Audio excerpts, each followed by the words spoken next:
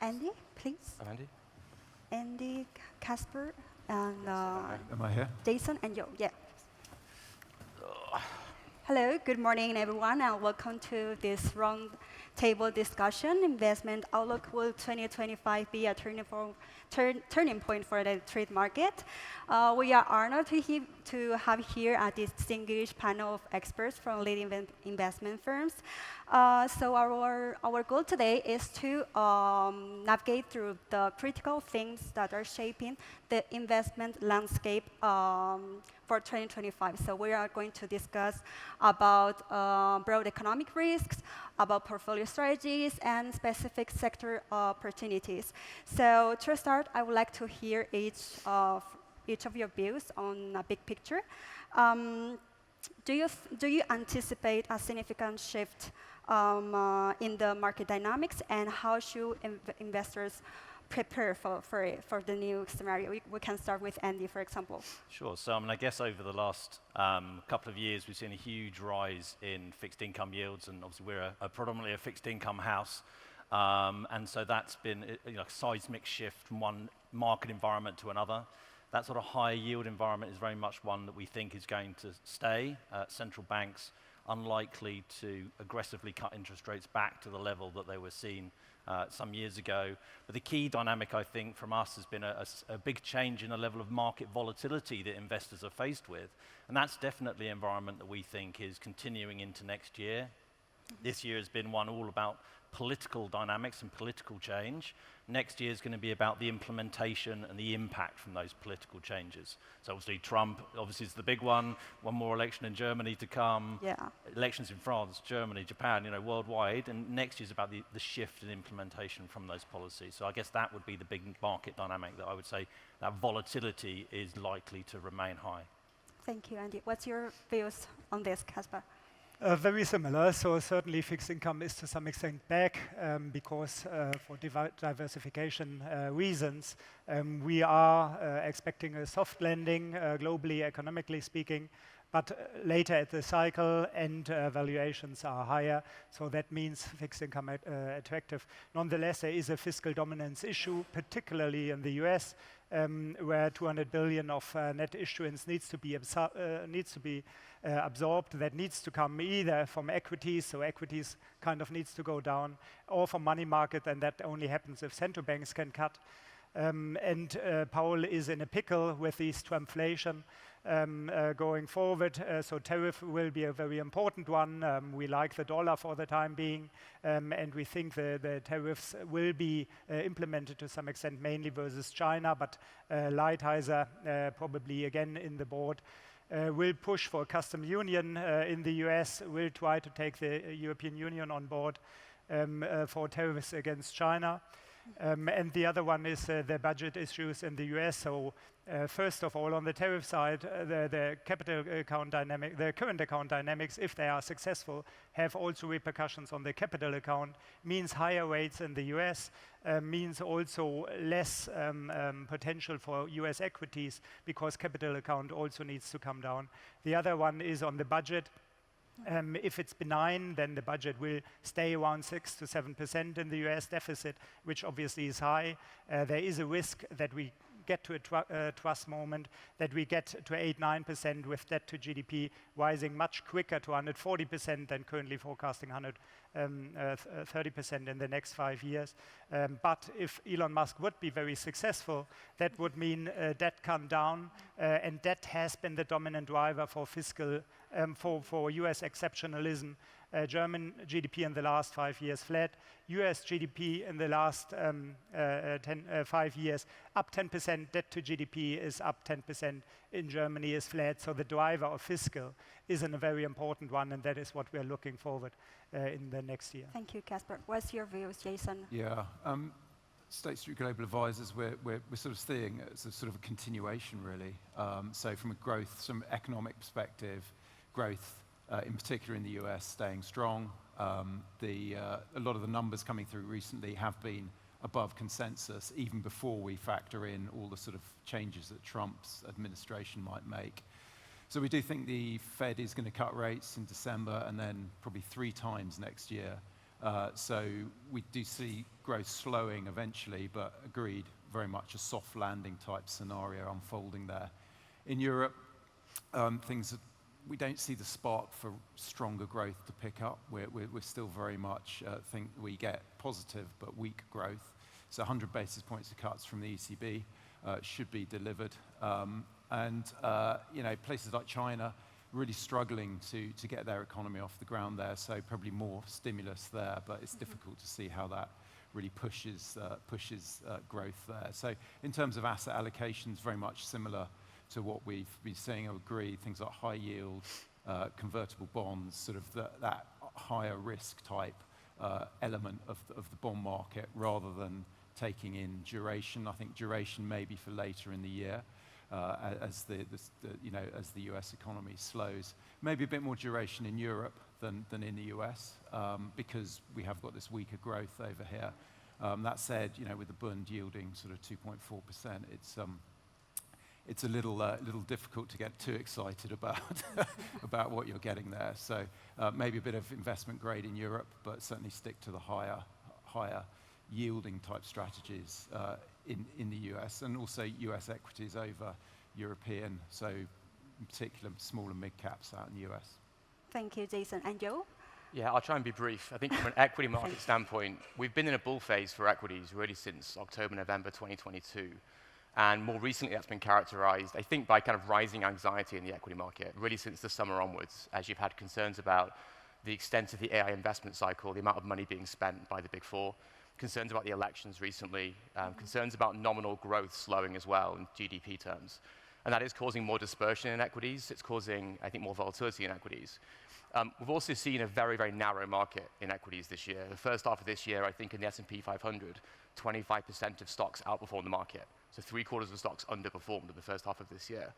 And I think we are likely to see a broadening out from that, especially as we see somewhat normalization in that AI cycle, but also some of those cycles which have been very weak this year, notably US housing, the industrial economy, for example, picking up and driving cyclicals forward going into 2025. So we've been net long and bullish since Q4 2022. We think earnings are going to rise over the next 12, 24 months, and if that's going to happen, you should be long equities.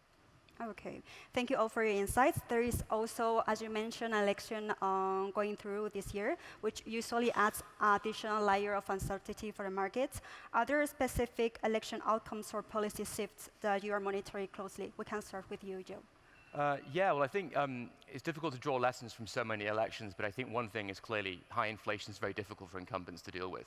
And we learned that, I think, in the US election. You can talk in many, many ways about why Trump won the election, but it's hard to get away from the fact it's very difficult to hold power when inflation's been high and people feel poorer as a result. I think in terms of policy, we could talk for hours about the potential of Trump's recent appointments, and I won't do that, but I will call out from an equity standpoint, I think healthcare is pretty interesting to watch. RFK Jr. has come in, he's been given his new role. He said many, many things, but I think there are things we can look at and extrapolate into stocks. For example, the comments, and if there's a regime change in terms of thinking around vaccination, use of vaccines, does that mean vaccine producers are going to have a more difficult time if adoption rate of vaccines lowers in the US? We've seen contradictory comments around the FDA and drug approvals. We've had RFK Jr. say he wants a thoughtful, educated process to go through drug approvals, whereas in the Department of Government Efficiency, or DOGE, Vivek Ramaswamy is talking about the FDA being very inefficient, stopping things happening, stifling innovation. And so we're hearing contradictory things about that. We've got to stay close to that when it comes to the pharmaceutical side of things. And then actually expanding into consumer staples and food producers, there's been a lot of conversation around the industrial food complex. highly processed foods, high sugar foods. And if you link that into the rise of GLP-1s for obesity treatment, and the use of that to suppress appetite, what could that mean for food producers if people are eating less and consuming less sugary foods? So I think the healthcare space is going to be very interesting to watch, how we translate some of that rumor and comment into reality and policy going into next year. Thank you. Jason?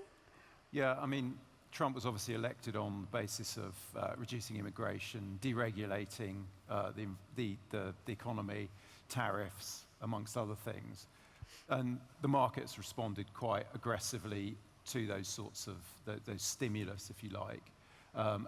You know, things like finance, which benefit from deregulation, has done very well. Same with tech.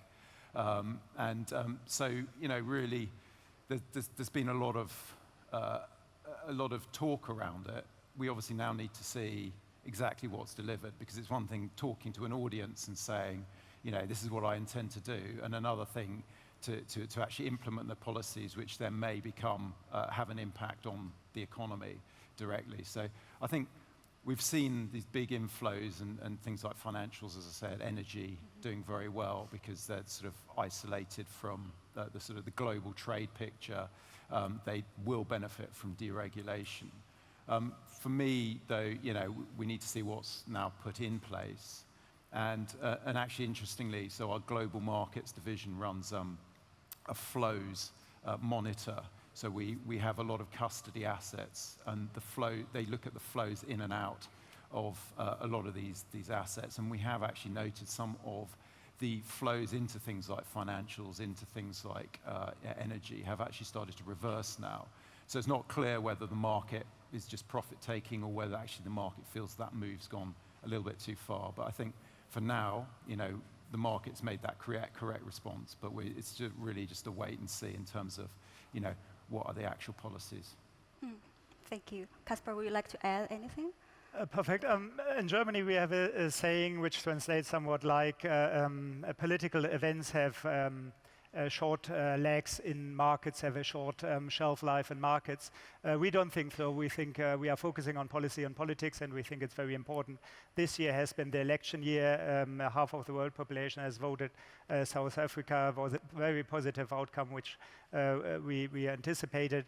Also, the election in Mexico will have further repercussions. In the US, certainly very important, as the colleagues highlighted.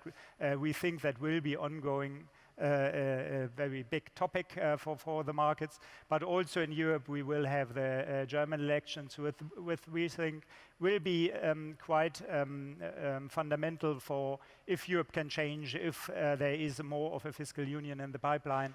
It depends on the coalition forming of Friedrich Merz, who most likely will be the next chancellor. So that is one we are looking out for next year, for example.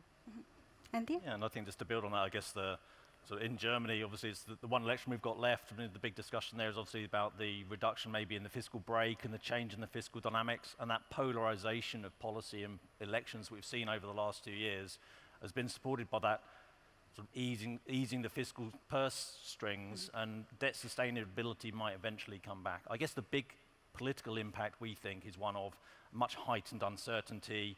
I can make an argument either way. Sometimes for many markets, having sort of a positive year, like investment grade credit, should have a positive year. But guess what? If Trump has 10 double-digit fiscal deficit, then that's going to spook the treasury market. That could lead to everything going down. So I think from our side, the impact of this more political environment is one that you need to take either a global approach to assets, so you can navigate away from troubled markets, or ones where you can take an absolute return approach, maybe to not have that structural bias to being long market risk. Now that we have set a stage, let's dive into a specific portfolio strategies and actionable insights across asset classes. Let's start with fixed income. Andy or Kasper, do you believe current bond valuations are sustainable? And what positioning strategies would you recommend within their markets, debt markets, taking account all the uncertainty that is going on? We can start. I'll start, I guess, as I'm nearest to you. I'd say when I look at the variety of fixed income markets, there's a lot to cover there, but I'll maybe just touch on the highlights. So government bond markets, government bond yields, yes, they sort of fairly close at the moment to our sort of 12-month forecasts. Would share the view that maybe on the US there's the potential for yields to come down a little bit from where they are here, but only modestly. The area, I guess, where we've got the highest conviction would be in Japan, where we think government bond yields are very much at risk of rising materially, another 30, 40 basis points potentially from their current environment.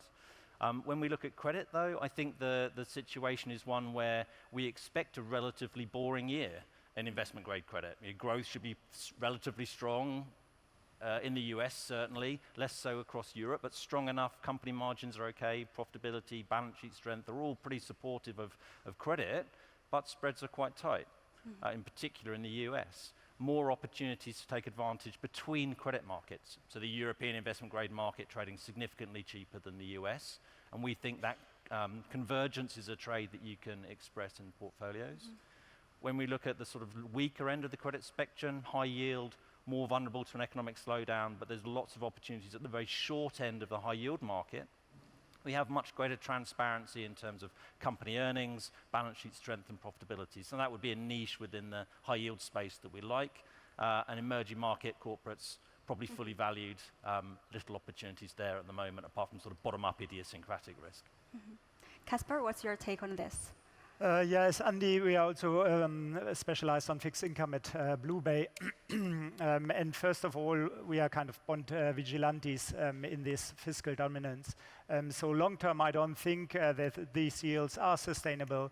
Looking just at the US Treasury fiscal dynamics, which will go out of hand at 6 to 7%, even more so at 8 to 9%, as had our forecast for US debt to GDP is closer to 140, 145 in 2030 already, where the CBO projections and the IMF projections are rather at 130, 34% at that point in time. So we expect debt to GDP to climb another 10% over the next 5 years or so. And that means the yield curve needs to stay steep unless we see substantial QE again, which obviously currently is not the right time to do so, because inflation risks are still on the upside. We would expect with Trump inflation overall that inflation will be closer to 2.5 to 3 for next year than to 2, which makes it difficult for the Fed to cut. The one strategy of Trump is the drill, baby, drill strategy. They want to deregulate, and that is the first day one action, we think. They want to deregulate the oil market, that they want to pressure the oil price to the break-evens of the shale industry, which we think is around 50, 55. So there will be some short-term noise on Middle East, but in our view, there will be oil prices will follow other commodity prices in these Chinese-induced deflationary trend, and that will be good for some emerging markets. Eastern Europe, as an example, where the CPI basket is quite heavy on oil, on commodities, and that will come down quite hard on that front. As said, in the US, it is different. There are other matrices on inflation. Not only the tariffs, also deportation will have some impact, but the diversity in inflation will continue. Thank you, Casper. And Bluebay is also known for its use of hedge strategies to manage risk in investment grade credit. How do these strategies help investors in protecting their portfolios? Yeah, so I agree that volatility will rise, and volatility times skill is alpha, and that is where we come in. We really want to deliver alpha, and that is where our 144 investment professionals are focusing on, and we are very team-orientated that all these ideas get implemented in these strategies depending on the product design. So if I would knew what happened next year, I probably wouldn't sit here. But what we are really good at is in detail is our experience in financial markets, and in particular in fixed income market. And be it with the current quantitative tightening of the Fed and also the ECB even more attractive. It has repercussions on market, obvious repercussions on market, on swap spreads, on government bonds, on funding pressure, on AAA markets, and that are all markets we are involved in, and we are trying to get alpha from. And also with regard to volatility, we can use in all products, most products, all financial assets, all derivative instruments where we can trade these politically induced trade ideas. So last question for Andy before moving to passive investing. If this period of higher volatility remains both in government and the credit markets, what approach and areas of market does BNY Investment believe investors can exploit? Yeah, so as I sort of mentioned earlier, we've seen a sort of shift from the low interest rate environment where government bond yields were not just artificially low, but actually kept low and very low volatility to the moves that they've expressed. We've now moved to a much more volatile government bond market as the rise in interest rates is leading to different economic outcomes across economies, that's leading to interest rate environments and therefore government bond reactions to that. And coupled with that, you've got a huge sustained rise in volatility in credit, not just at a bottom-up fundamental company level that we sort of analyze and undertake as an investment house, but also between credit markets that we've seen. So to our mind, this leads to two real things to think about as an investment. One is an active approach, and sorry to my colleagues at the other end of the table, but definitely in fixed income, I think that's definitely the approach to follow, given the inefficiency of the debt market versus government, versus sort of equity markets and the like. The opportunities to exploit relative opportunities between a company that you like, find the market it trades the cheapest in, the bond you like the best, the covenant package that you think is most protective. All of these factors are tools that an active house can exploit that you don't get just from a sort of bland market access to the environment. The second one would be looking at an absolute return to investment. Now, obviously, in 2022 isn't that far in the rearview mirror for us not to have painful memories where every market went down in that environment. It didn't matter where you invested outside of gold and oil, essentially everything else lost money. But actually, that sparked a return in our mind to considering an absolute return approach to investing within fixed income.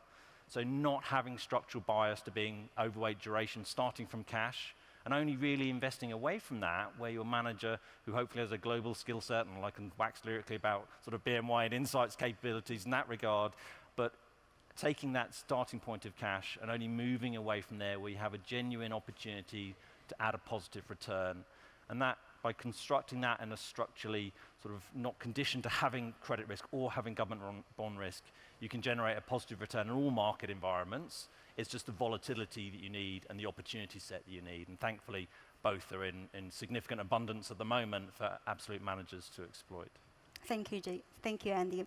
Now moving to passive investing in fixed income. Jason, how can fixed income ETFs complement traditional portfolios for 2025? And also, what advantages to ETFs provide in managing duration and sector allocation risks? Okay, yeah.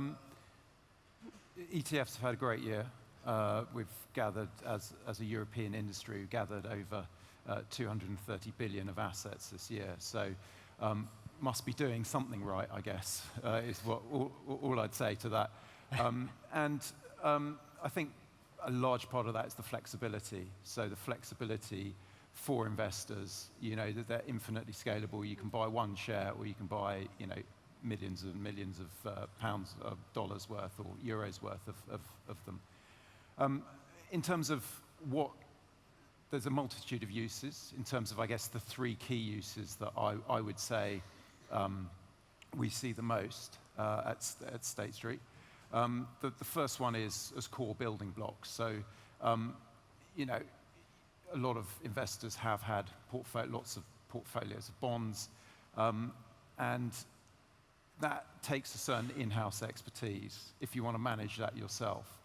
What you can do is just use ETFs to replicate a lot of those sorts of building blocks. And one of the interesting things there is that you obviously you intuitively think it's a little less flexible in that you buy, for instance, an all maturities government bond ETF, but you can play around then with certain maturities within that by adding in short maturity ETFs or longer maturity ETFs.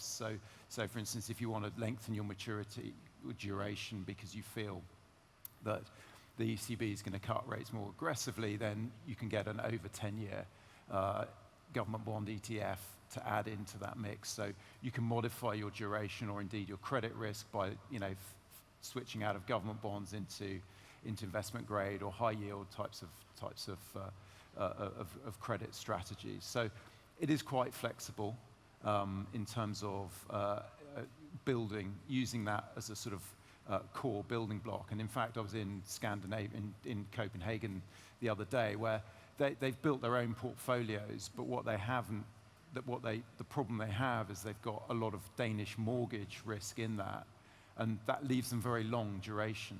So they were looking then for a lot of shorter duration type strategies to be able to bring the average duration of their portfolio back to a more normal level. I think the second thing is really then just adding sources of I won't call it alpha, because that sort of seems to be more maybe what Insight would be doing, but more sources of return. So you've got your core portfolio, and what a lot of investors do is they then add in bits of other strategies where they feel that they might be getting more return at that point of the investment cycle. So, for instance, adding in high yield or emerging market debt. Obviously, these aren't strategy or aren't sort of portfolios you can build up yourself without having a depth of knowledge, without having those trading capabilities. So, but you can buy all that in the form of an ETF. So, yeah, second one is sort of adding sources of return above and beyond your basic core portfolio. And I think the third one is what we're seeing more now is as a liquidity provider for your portfolio. So if you have your key portfolio of bonds that you run as a portfolio, you don't want to be buying and selling. I mean, there's a certain amount of turnover goes on, but if you get a redemption from your fund, somebody needs cash out for some reason, you don't want to be selling a whole chunk of bonds and then having to buy those back maybe later on. So what we suggest is having a portion of that fund allocated to a similar type strategy that then you can just sell down the ETF and get your cash out. And ETFs been quite liquid through even some of the most stressed times. So that from that perspective, it's a very useful addition to your liquidity sleeve. In particular, it pairs up quite nicely with things like private assets, so private credit. You put a high yield ETF alongside that. You've got quite a lot of liquidity for something that's actually not a very liquid asset overall. Other specific assets or maturity ranges would you like to overweight? Would you recommend to overweight or underweight? Yeah, I mean, I sort of covered that a bit in the first section, but in US, I still remain sort of more in the we quite like sort of high yield type exposures or convertibles. Because feel that the US economy is still growing very strongly and short duration there. Moving over to Europe, be happy to take a bit more duration on, and as I think it's been mentioned, investment grade maybe over in Europe looks a little bit more interesting. On the equity side, things like small caps and mid caps in the US still look like the place where we feel that there's the most growth or potential returns.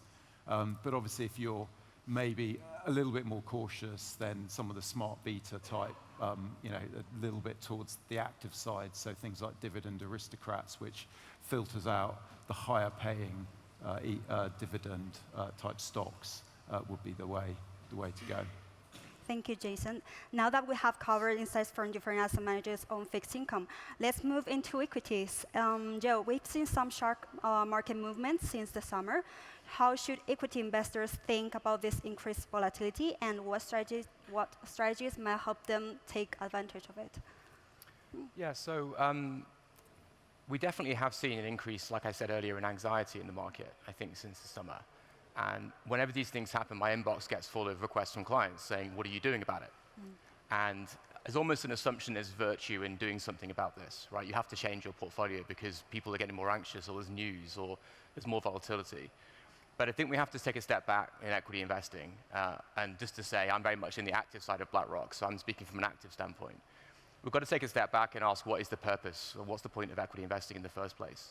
And taking advantage of volatility, what does that actually mean, right? And do we actually have skill in doing that, or are we just guessing? Are we riding the wave and hoping that we're going to trade appropriately?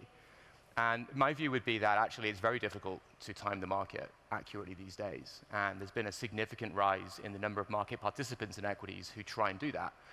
And indeed, the regime and the structure of equity markets has changed profoundly in the past 3 decades in two main ways. The first way is there are more and more instruments and more ways of expressing your view in the short term. And BlackRock's been very complicit in this innovation, in the rise of ETFs, the rise of factor investing, quant investing. We compete with multi-strat hedge funds who lever themselves 6 times and pair trade portfolios every week. And it's very, very difficult to kind of act appropriately when the market is so noisy and you're consuming so much information the whole time. But the fact is, in the past 50 years, the average holding period of a stock in the US is down 80%.